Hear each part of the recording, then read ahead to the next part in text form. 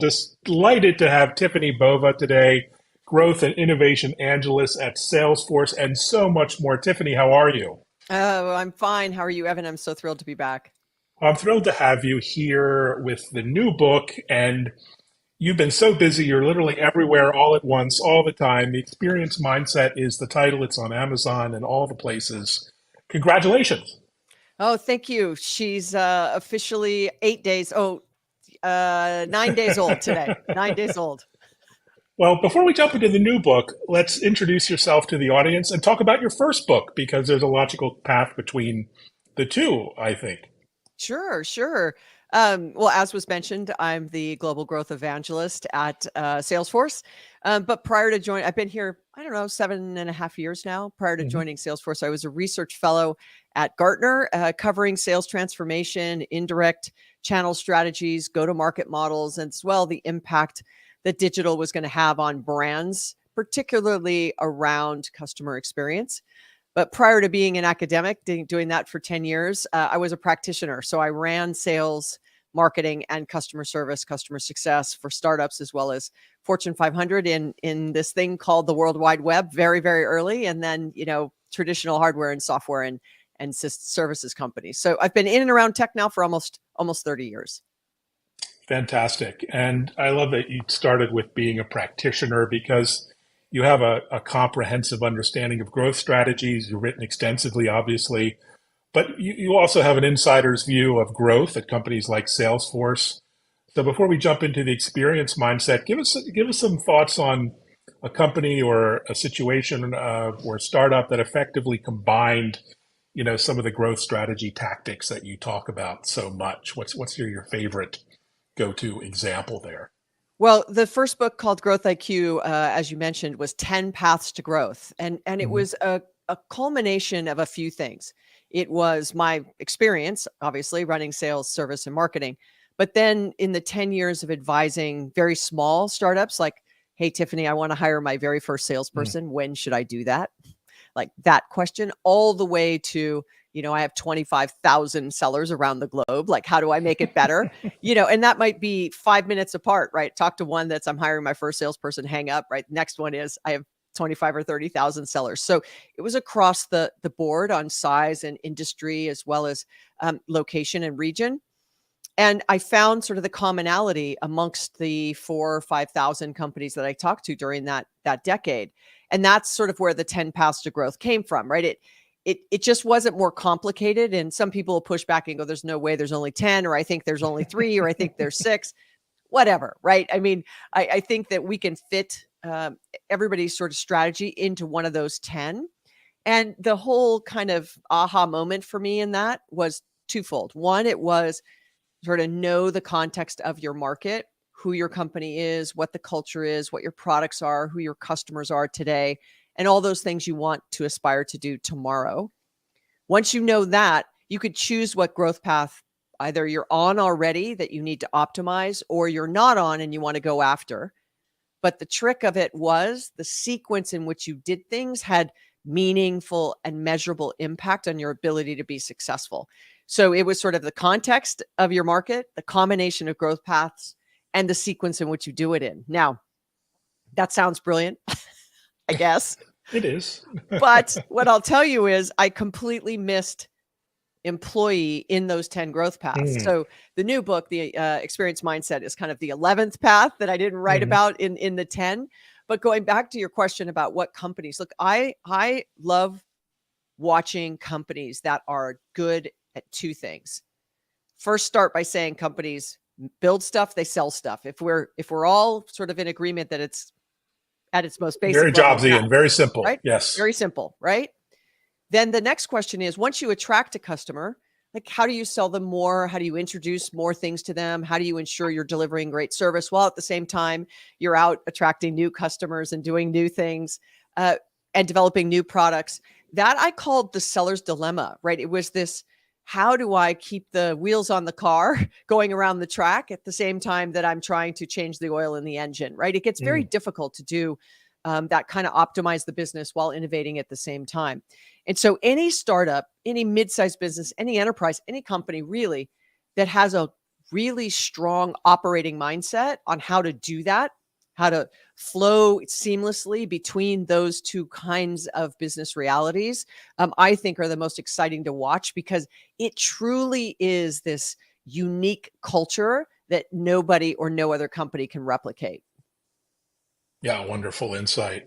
And so, where was the idea for the experience mindset, the experience economy focus born? Was it, before the pandemic, during the pandemic, when you started to write the book?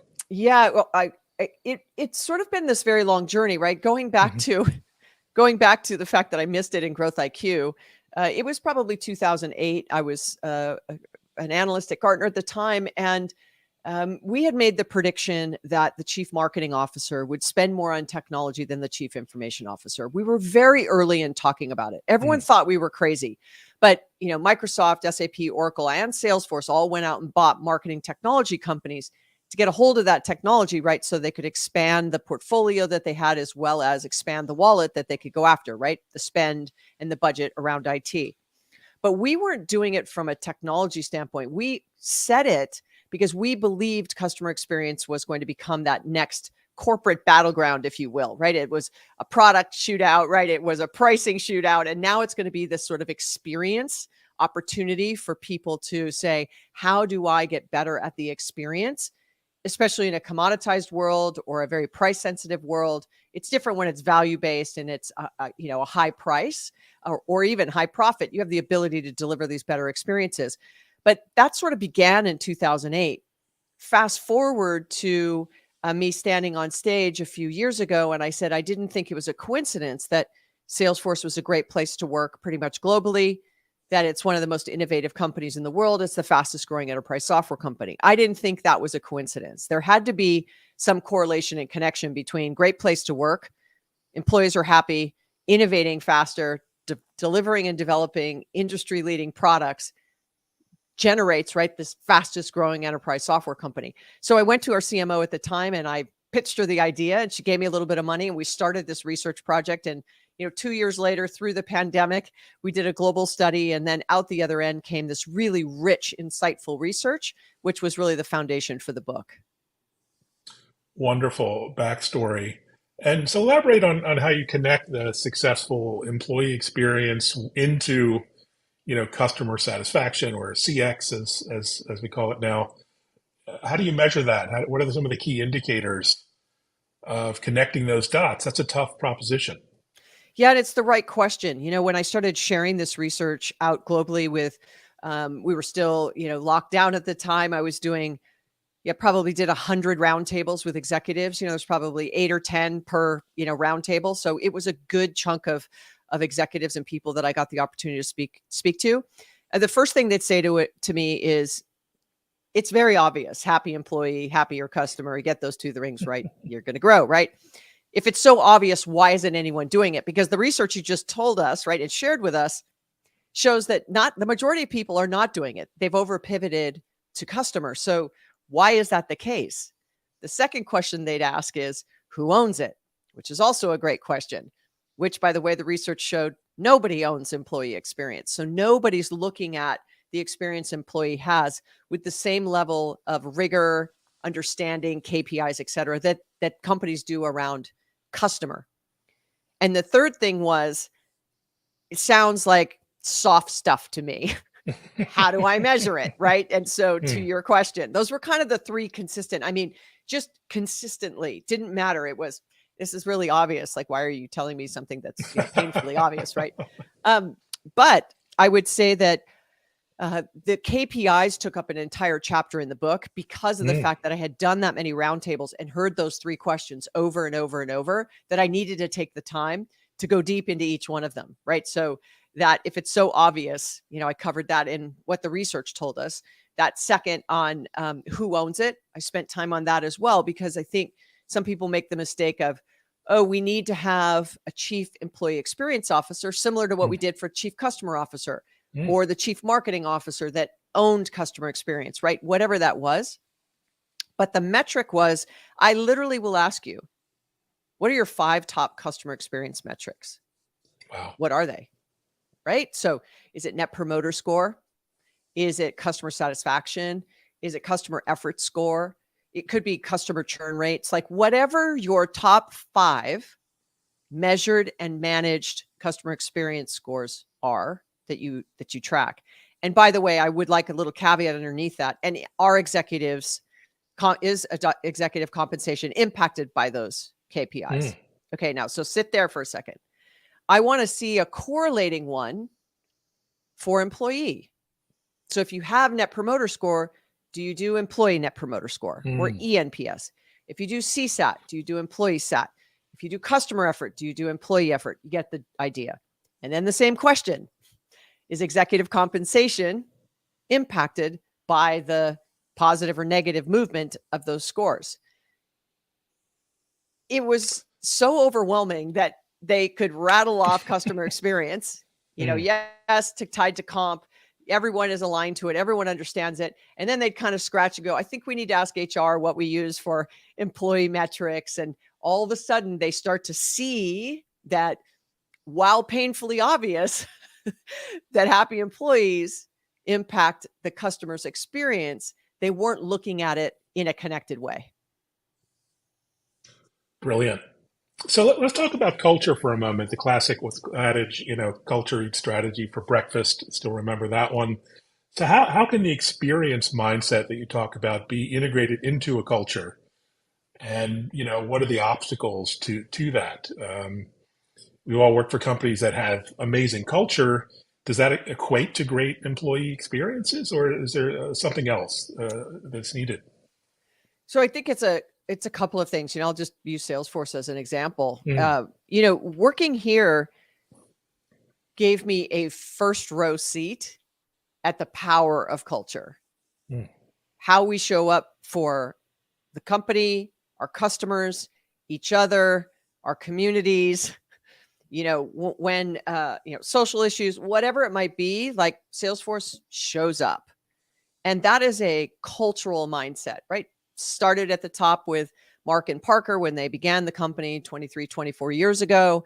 Something as simple as 1% of our equity will be donated, 1% of our software will be given away, and 1% of everyone's time will go to volunteers and to volunteer. And so we've donated and volunteered millions of hours. I think it's like 8 million hours now. We power 60,000 nonprofits. So we not only say it, but we live the value. But then if you equate that to our ability to innovate, our ability to go that extra mile for customers, everybody trusts that the culture is right behind them, right? It's open, it's transparent, there's, it's inclusive, there is diversity, all the things that people aspire to do. Now, could we be better? Absolutely. Do we continue to strive to be better? Absolutely, right? That journey is never done. But I will tell you that our customers understand and believe that Salesforce will show up, that if something goes wrong, we're there. If they have a question, we respond, because their success is our success. It's one of our 5 key values, customer success, along with trust. And I will tell you that kind of front row seat showed me that culture is more than the people that make it up. And so I actually have a framework in the book, PPTC, and PPT is a very famous one, people, process, and technology, but I added culture to it. So it's people, process, tech, and culture. Those 4 elements are what ground this book, right? You can't have great employee experience if you're not humming on all 4 of those, and you can't have a great customer experience if you're not humming on all 4 of those, right? And so that was my way of deconstructing what I thought would have the greatest impact on pulling this together and have it be a cultural mind shift, an operating philosophy, not a role, not a division, and not a KPI, right? That it's really changes the way businesses think. And how much of that comes from the top, a company like Salesforce with very visionary leadership, it's often said, versus, grassroots bottom up? And, does it apply to the, Salesforces and other blue chip companies as well as, early stage companies, startups and the like? Yeah, I would tell you that, look, it is at the moment that matters. Like, I am not an HR expert. I don't even play one at work. Like I am not, it's not my lane at all. My lane is that intersection of when an employee touches a customer at a moment that matters, when they're selling them something or servicing something. So I want to make sure I'm clear around that. Um, and the mindset is, if you are going to do something for a customer, I want you to just step back for 1 second.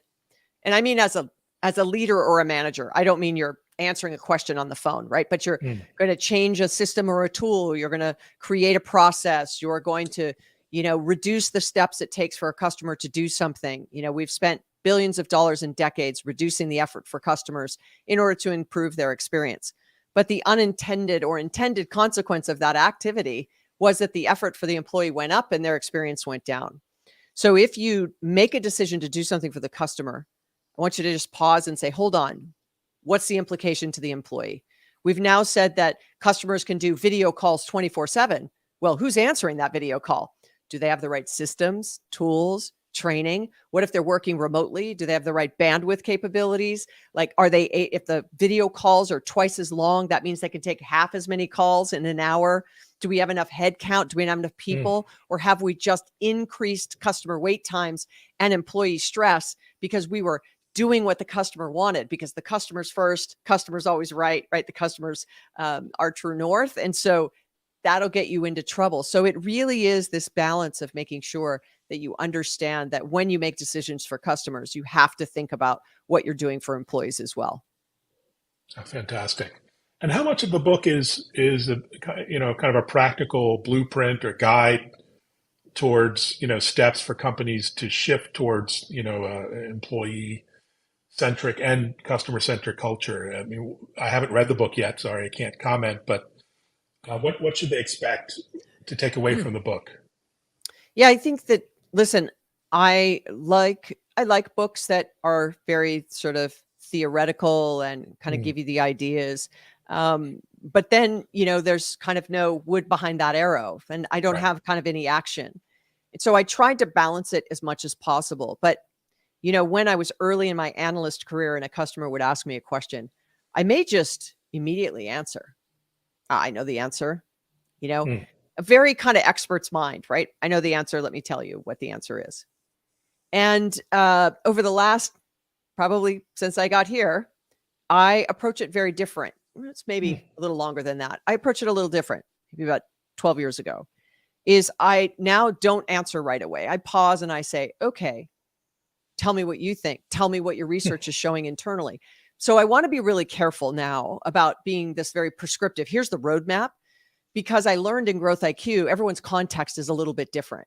So I don't know where their starting point is. So just giving them advice that I may have gathered from mature company and it's a startup, or advice I gathered from startups and it's a mature company, or, advice I'd gathered from non-regulation industry and I'm applying it to a regulated industry. It doesn't work. So what I tried to do was kind of lead the horse to the water and then say, and here's a framework by which you can follow to uncover what are the areas you have an opportunity based on the context of your existing company and culture and technology stack, right? And processes, what's going to be best for you to achieve this flywheel of you get employee and customer right, you get 1.8 times faster growth rates. And in certain industries, we've seen a 50% increase in revenue per hour per head in retail specifically. So there is opportunity for revenue improvement. But for me to just say, here's the way, here's the 5 steps, go, I think today I know better.